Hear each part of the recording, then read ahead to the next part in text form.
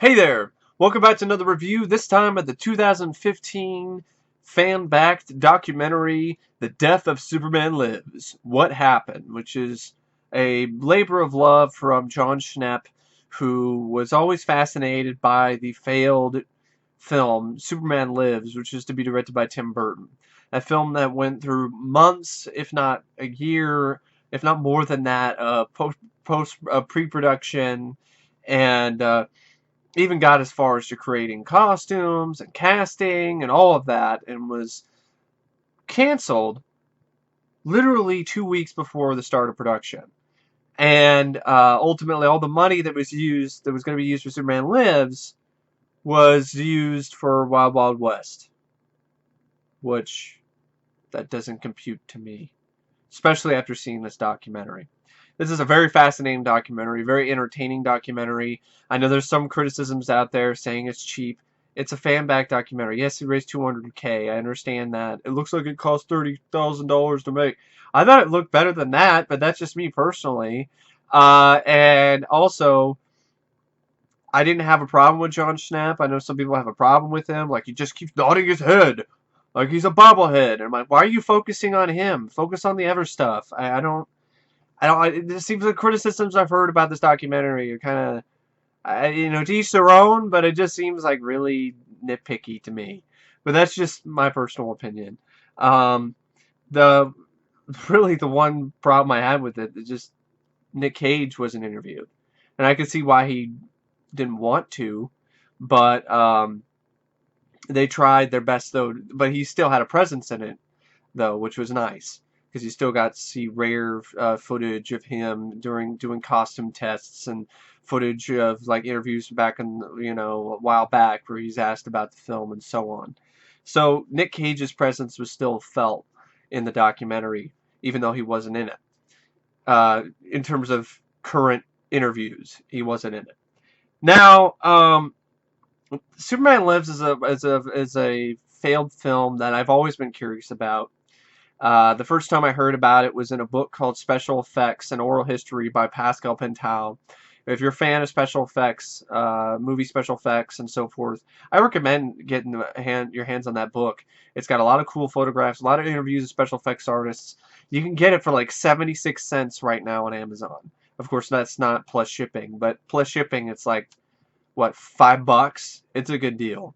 Anyway, that's when I first heard about Superman Lives. I saw some of the artwork that that a lot of the artists that were working on designs for the film did. So I forgot exactly who it was who did the artwork, but I think I saw some artwork of the Skull Ship and a few other things, and I was like, this looks really cool, actually. I mean, I actually would have been curious to have seen this. And then, of course, I saw Kevin Smith's interviews, or Kevin Smith's speech where he's talking about Superman Lives and John Peters, which is hilarious. And of course, I've seen the infamous Superman Lives photo of Nick Cage in the Superman outfit. And this documentary explains that that's not really the best look. That's not really a good representation of the film or what it was going to be.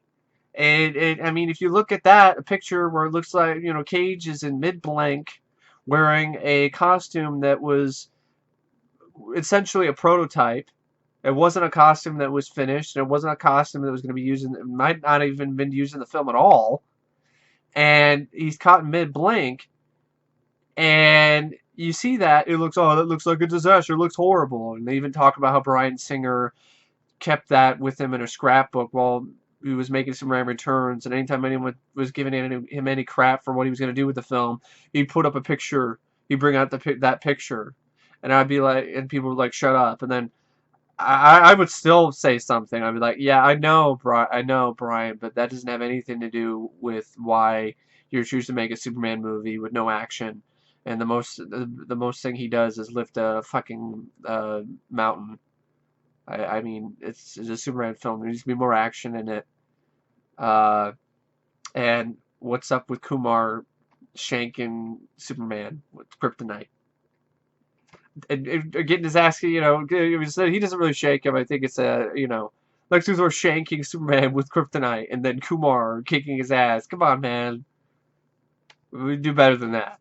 But anyway, that's because I don't care. You could fire my ass. I would not be afraid to call out his bullshit on the set. But anyway, that's a whole nother story. I personally think Superman Lives would have been better. Definitely more interesting. Definitely more visually appealing to watch than Superman Returns. Same goes for Man of Steel, but that's just my personal opinion. But anyway, yeah, so that picture's not an accurate representation of what this film would have been. And this documentary shows that in very fascinating, vivid, interesting, really cool fashion. And I just thought it was a very enthralling, very entertaining, very captivating, spellbinding film. It was definitely, in my opinion, one of the best films I've seen this year. And so much fun. It was a lot of fun. You could tell Jon Schnepp had a passion for this project, and it showed in the film. The interviews with Kevin Smith were fun.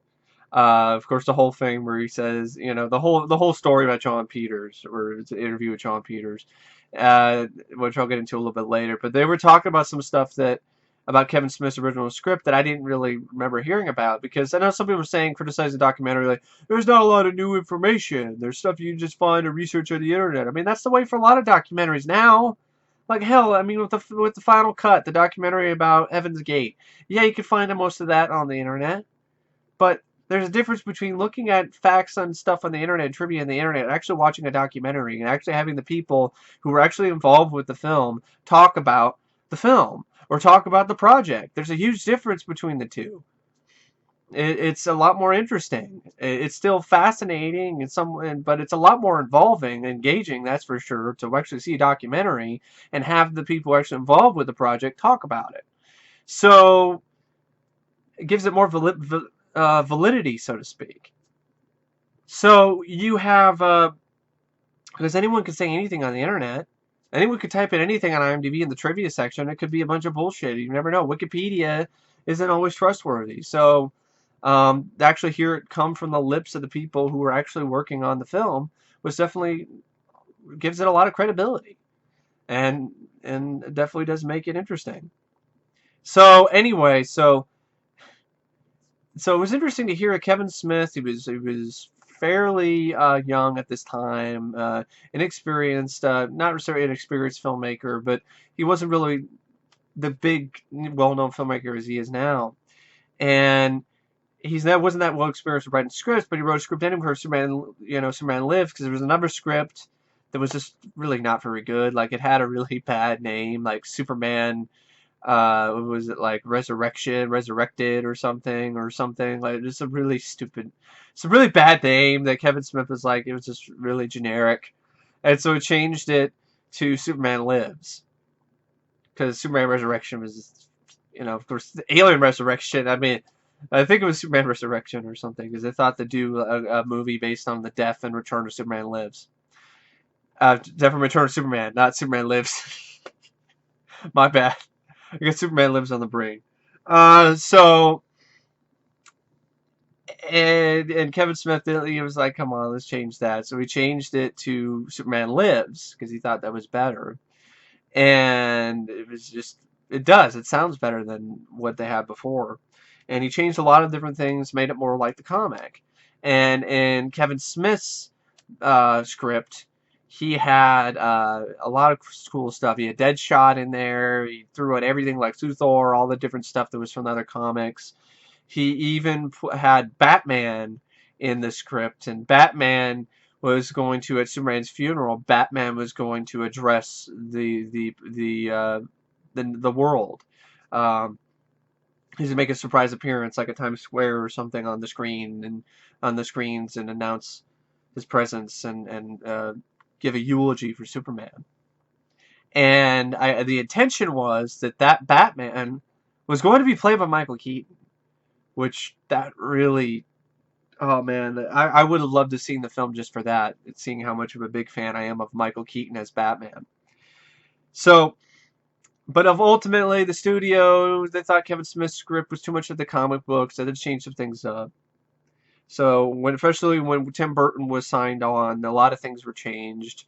Wesley Strick was brought on, as well as a few other writers to retool the script, which happens a lot of time with movie scripts. Usually don't always go with the first draft. In fact, very rarely do they end up using the first draft as the template for the film's production. So then you get Kevin Smith talking about Jon Peters, which is hilarious. It's always hilarious. You've heard it before, but it's still funny. It's all right. Three things. Number one, Superman can't fly. Can't fly. None of that shit. Number two, can't wear that costume. It's too faggy. Number three, gotta have a giant spider in the third act. It's like, what's going on with the giant spider? It's like, why do we need a giant spider in the third act? And Kevin Smith retooled the script and made it so the spider, changed it from, it looked like a spider, but didn't call it a spider, because even Warner Brothers execs are like, what the fuck is up with this spider? So we called it the Thank-Gary Snare Beast.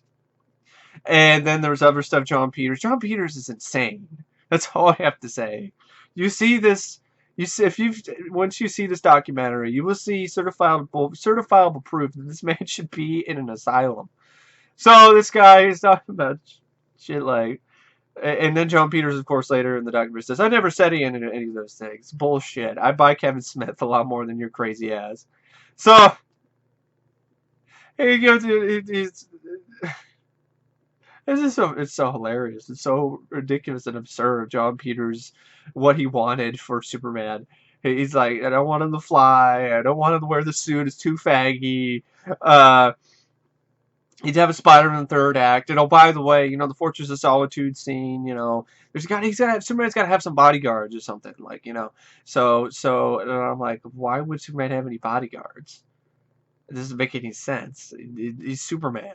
And of course, it's like, oh, come on. And so it's like, what about, like, polar bears? Like, the fiercest, strongest, the most deadly, creatures in Animal Kingdom. And Kevin Smith writes in the polar bears. And then you see a fun little animation of the polar bear scene, like, what would have happened? Like, polar bear Brainiac goes up against polar bears. And it's just so absurd and stupid and funny.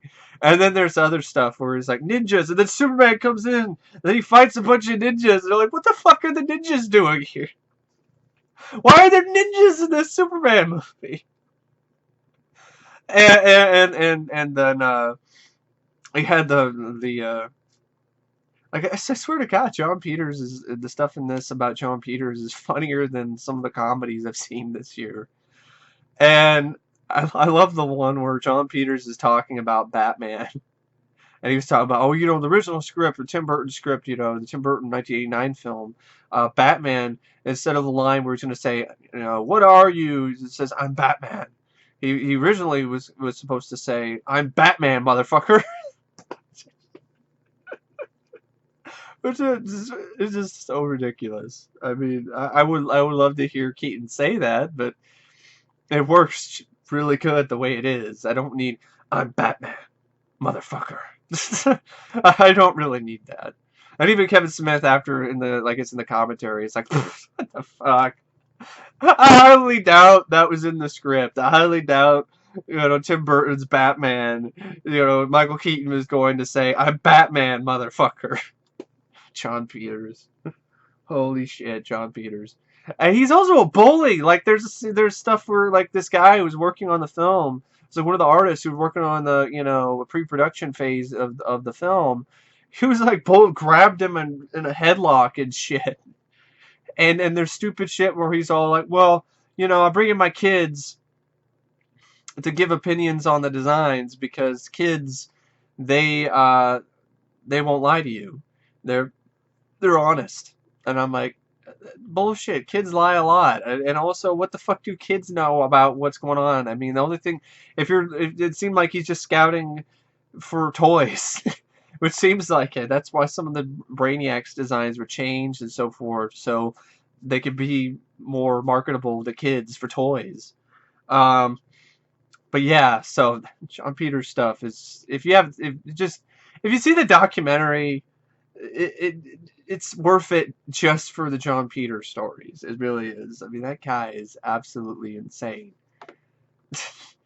So anyway, so then you get into the other, versions of the film. You get into the casting, Nicolas Cage as Superman, and Nick Cage is a huge fan of Superman. This was a dream role for him. So I can only imagine how much it hurt for the film to get shut down, and also to see how much of a bad reputation the film has gotten over the years just because of one photo of him. I can only imagine how much that hurts him. As a big fan of the character, as a big fan of Superman. I mean, he's such a big fan of Superman. Like, I think he bought one of the first issue of Action Comics, was the first Superman issue. He named his son Kal-El. That's how big of a fan of Superman, of the Man of Steel, Nick Cage was. So, and you could tell that he was having a good time in the pre-production with the costume fitting and everything. And I think he would have done a good job. I honestly do. I think he would have been better than Henry Cavill. That's just or Brandon Routh. At least his Superman would be different. He wouldn't try to be Chris Reeve, and Henry Cavill did try to be different, but it was just pretty forgettable to me personally. Uh, but yeah, I have to admit, yeah, the long hair does give him Tommy Wiseau from The Room flashbacks, and he does have thinning hair, so that doesn't necessarily really work with Superman. But I could deal with it. Because Nick Cage, believe it or not, folks, is a terrific actor. When he's got the right material to work with, when he's got passion for his role, when he's restrained. And I think it would have been a really cool thing to see Tim Burton work with Nick Cage. Two eccentric personalities working together. And Tim Burton also, he decided to do the project for a good reason. He wanted to show that he could make a different type of superhero film. He wanted to show that he can make a film that is not only dark, but also light. He wanted to show that. He wanted to show that he can make a Superman film that can be equal parts dark and equal parts light. He wanted to show his vision of a lighter superhero film. And in that regard, I really wish the film was made to see that side of Tim Burton. Because other than a few, I guess maybe the Disney movies, but they're still pretty dark, you haven't really seen that side of Tim yet. And I think that would have been a really great thing to see. Now, so you have that, and those sort of pre-production sort of phases. You had there's some really cool concepts of the film that I really liked. I really liked how they combined the death and return of Superman into one film. They had the whole thing where, yeah, Doomsday is going to kill Superman, and I like their concept for Doomsday. Like, they had one concept that Doomsday, instead of looking like he did in the comic, it was more like sort of like these series of different heads that mimicked people that Superman cared about and loved. So then it made it really hard for him to fight it, because it's like mimicking people that he knows and he loves. And I thought that was interesting. I definitely do like the look of Doomsday from the comic, but they experimented with it. They had that look. They had some other looks that they had for Doomsday that I didn't mind. Brainiac, I thought that was pretty cool. The little spider Brainiac, that was kind of cool. Something that was definitely straight on Mars Attacks. The guy, one of the production designers and art direct guys who worked on Mars Attacks for Tim, he was working on Superman Lives. It's his second project with Tim Burton. And Christopher Walken was going to be cast as Brainiac, which I think was a great choice. Definitely better than Tim Allen or Jim Carrey that I've heard being thrown around in other rumors and other things that you hear about Superman Lives online and so forth. There was other casting choices. They thought maybe Sandra Bullock as Lois Lane, which I thought was a really inspired casting choice. I think she would have been a great Lois. And Nick Cage's Superman was unique to me. I liked how Tim Burton was going to focus more on the loner aspect of Kal-El. Because think about it, folks. Superman is not one of us. There are people in his life that may treat him like one of us, and may see him as one of us, but in reality, he's not one of us. He's an alien. He's an alien living in a world full of human beings, a complete different race than his own. And he's living in this world knowing that he's the last person alive when it comes to his race. He's the last Kryptonian alive as far as he knows. Of course, he finds out later, of course, there's other Kryptonian, but you could see the perspective that Tim was going for.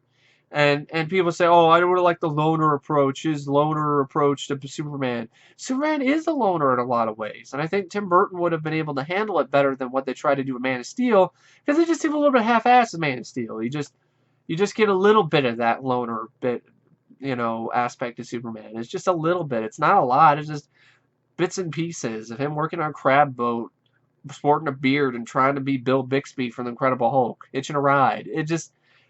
It seems like Tim Burton's version would definitely be more of an outsider, would have been interesting. And even Nick Cage had some cool ideas. Like, you think about, Clark would be this, award-winning reporter, but he'd be wearing all this weird, outlandish stuff. He'd be wearing a suit that's 2 sizes too big. He's wearing a Mickey Mouse shirt or something. Imagine Clark going to a Pulitzer Prize convention, and he's wearing a suit. He's got a Mickey Mouse T-shirt on. It's such a total contrast between him and Lois Lane, and I thought, yeah, that would have been interesting to see that contrast. There was an idea that was going to be a part of the script, which I liked, where there's a scene where Clark is going to propose to Lois in a restaurant, and he's so nervous that his leg is shaking. And I know that I do that. My legs shake. When I get anxious, my legs start shaking. And he's so anxious, his legs start shaking, and starts shaking, the water, all the water, all the people's, drinks in the restaurant. And he's ultimately not able to do it.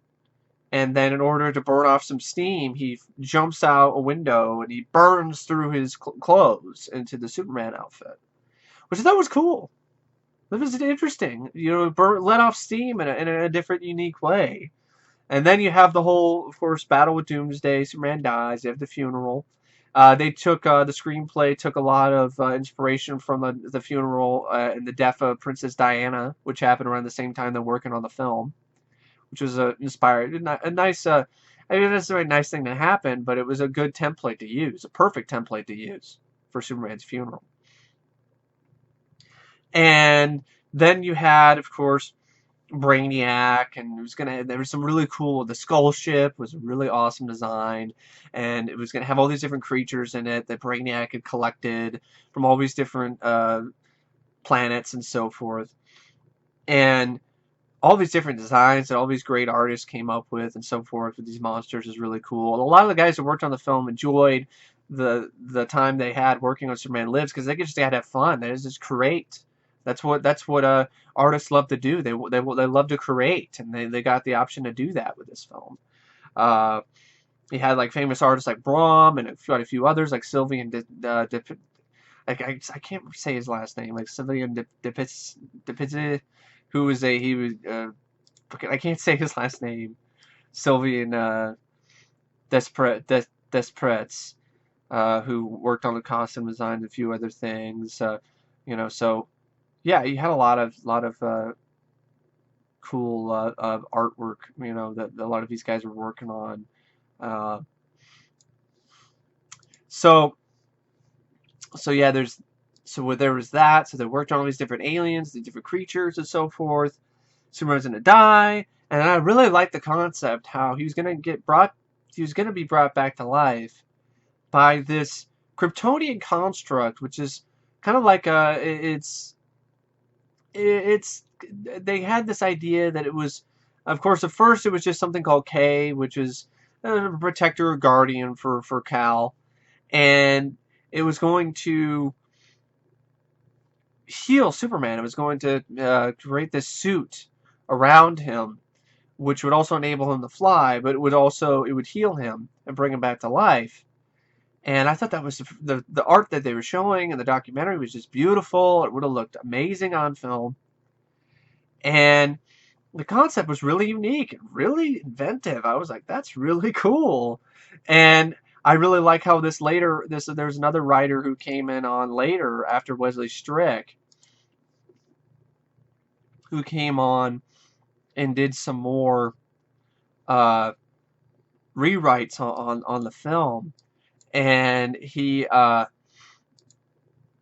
this really cool idea of making it so like the life essence of Jor-El was K, and then like the which kind of was carried over to Man of Steel with the hologram, but I think would have been cooler in Superman Lives.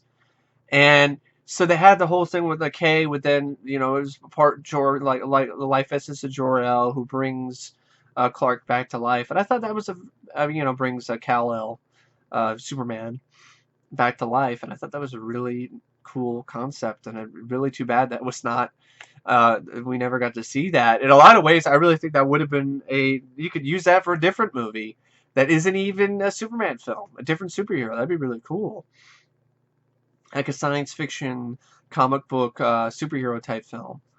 Um, that's something I was always thought about, that ideas that were unused in this film could be used for another film that's not necessarily a Superman movie. So they had that. So I really like that concept of Kay bringing back, combining and melding with Cal, and becoming a part of him and healing him. I really like that concept. And of course, you add Brainiac.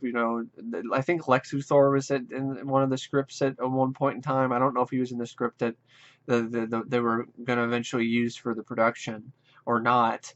So you had a lot of that. There's a lot of really cool stuff, and then they show you Steve Johnson's his studio's work on the suit that they were working on. That a lot of people saw and took out of context. The really super bright, electric light show suit. That was only going to be on the film for a little bit because it's going to be a part of the resuscitation suit. That's what it's going to be. Like the K combines with Superman, and this is a resuscitation suit. That's all it was.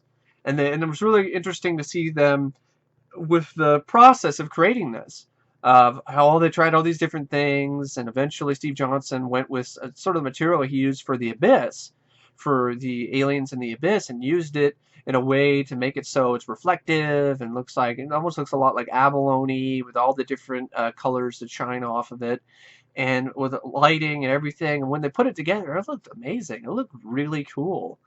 And that's something, once again, that was taken out of context. A lot of people bashed the film because of that. Oh, he's gonna wear that suit. That looks silly, weird. It's like that doesn't look like Superman at all. Like, that was only gonna be in the film for a little bit. So that was definitely nice to hear that confirmed that that wasn't gonna be the full suit. And so it's really cool to see Steve Johnson, talk about and his crew, and to see the footage of working on it. And then you heard from Colleen Atwood, who is Burton's costume designer for Batman and Batman Returns, and she really laments the lost opportunity to be able to finish the costume for this film. The costumes, I mean, not just the Superman costume, but the costumes, all of them. And I'm pretty sure she would have done an amazing job, as always.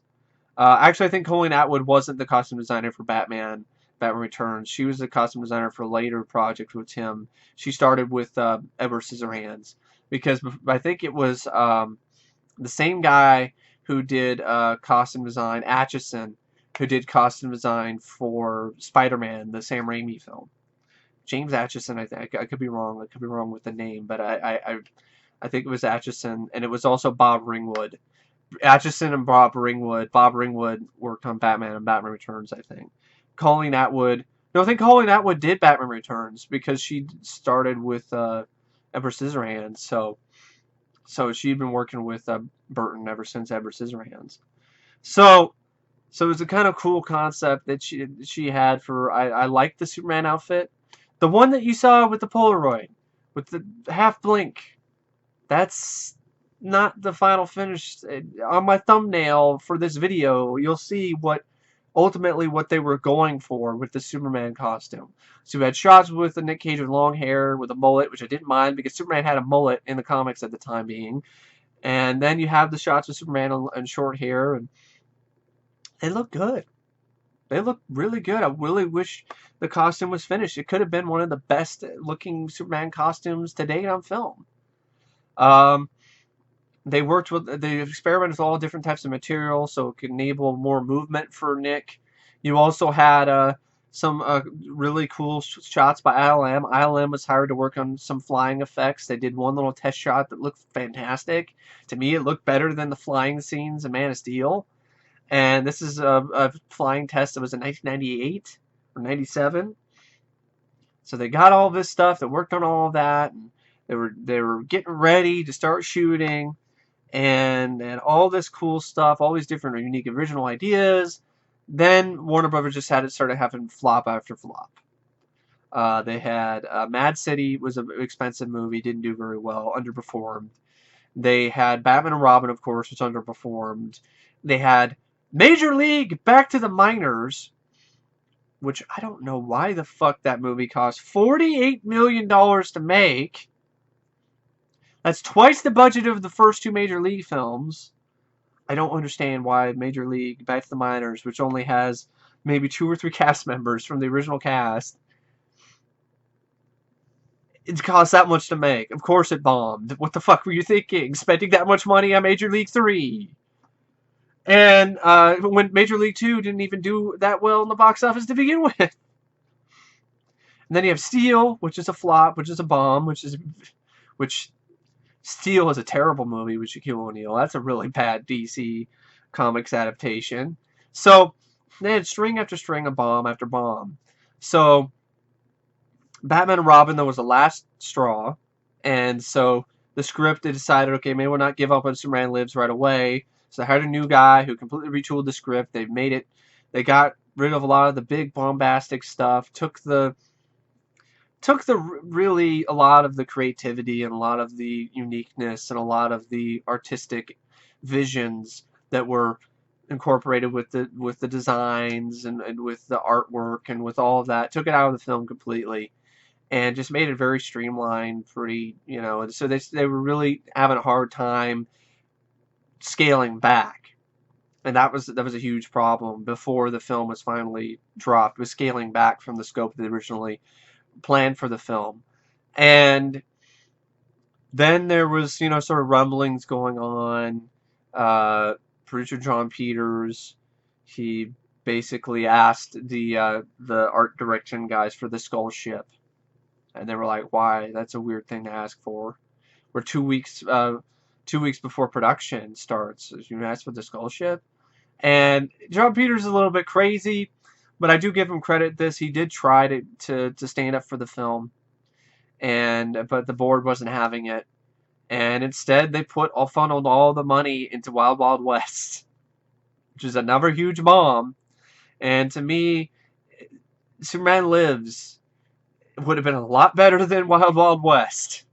And even at its worst, it would have been at least interesting. It would have been at least an interesting film to see with some really stunning visuals. And so, yeah, it's a film that I really do, after seeing this documentary, I really do wish was actually made.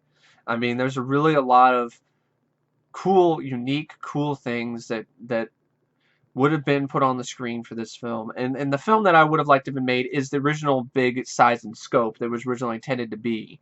Not the version where Warner Brothers was freaked out about spending so much on Superman Lives and then cut the script apart and made it really low budget and full of just, really some where they took down the budget, they took down the scope. And, excuse me. That's the version I really don't want to see. I wanted to see the version they originally intended on making before the string of box office bomb after bomb started coming out for Warner Brothers. So in a way, Schumacher and Warner Brothers are not only to blame for the demise of the Batman franchise, but for the demise of the Superman franchise as well. Until, of course, Superman Returns, which I think was also a pretty bad movie in a lot of ways. So yeah, I really like this documentary, and I really do wish the film was made, and it has a lot of great information, a lot of great interviews, a lot of the people who worked on the film, Tim Burton, a lot of the writers, the effects artists, the guys who did the artwork, the preliminary artwork for the film, and so forth, the costume designers and all of that. Very in depth. It was like an hour and 45 minutes, but it never felt like it was too long. And like I said, the only criticism I really have for the film, because for the most part, all these other things I was listing are definitely pros for the film. I thought it was very fascinating, engaging. I thought the editing was solid. I thought the score was good. I didn't think Jon Schnepp was that bad of an interviewer or that bad of a director here. And I just think of just missing current interviews with Nick Cage. I'd like to honestly hear his thoughts on this film. Because I think a lot of people's opinions on this film are starting to take a complete 180 after seeing this documentary. When they know all the facts and they know what happened, and now they're like, well, you know, that might not have been that bad. I mean, it could have been bad. It could have been a bad film. I'm not saying it was automatically going to be great, but it would have at least been worth seeing. Something worth seeing. And I like what one of the guys was talking about, that was interviewed in this film, who worked on the film, who said that I think it would have been a great movie. I think it would have been a fantastic film. And people would be talking about it still to this day. I mean, look, this is a movie that wasn't even made, and we're still talking about it. And that's a really poignant quote right there. This is a film that was not made, a production that was not even finished, and we are still talking about it to this day. That shows the power of Superman Lives. And excuse me, my nose running, all of that, you know, allergies and blah blah blah blah blah and so forth. But yeah, that's a very powerful movie in a lot of ways to survive that long. And it's a movie that's never been made. And it's also very unique in the way that, yes, it's a film that wasn't made. There's a lot of movies that weren't made, like Night Skies and so forth, but it got so far into pre-production. And it was so close to being made. It was 2 weeks before production was about to start, before shooting was going to start, when it was canceled. That's something that rarely ever happens. So that's why I definitely do feel for the people who worked on this film. I feel for Tim Burton. I feel for Nick Cage. I feel for the people who are cast in the movie. You have Christopher Walken, all these other actors going to be in the film. I feel immensely for the people who worked on it, to put all that effort into something, and just for it to just never happen. For the plug to be pulled and the rug to be pulled out right from underneath them. I mean, I can't imagine how much that sucked and how much that hurt to experience that, to have a film be ripped away from you after working on it for so long. So yeah, laundry list of pros. Great pacing. Great. It's really there's so many different stuff. Why is it really well paced? Well, there's great interviews. They're all fascinating. They're fun. Some of them are really actually pretty funny. And it's not just stock. It's not just sitting there talking. You know, there's different takes of these interviews, like different shots, different ways the interviews are shot.